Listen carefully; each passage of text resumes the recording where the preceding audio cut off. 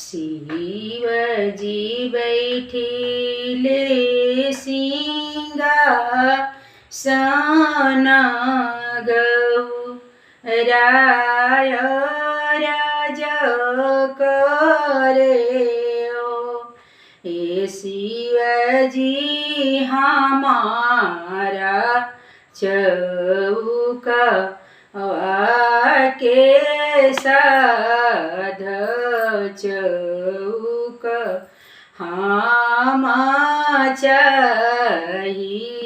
चौक हम चाहिले बोलिया थे गौरा बोलेलू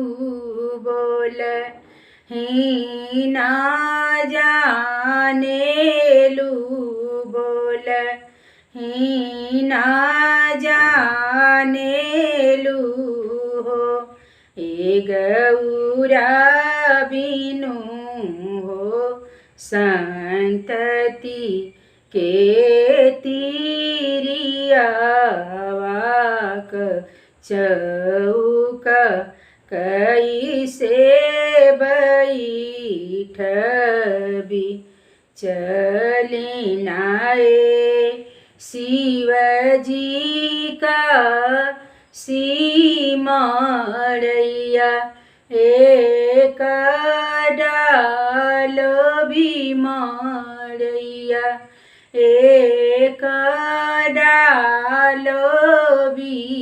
हो ए शिवजी पूर्व जानम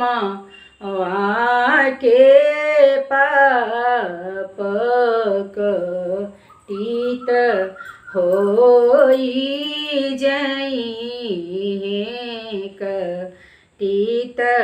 होई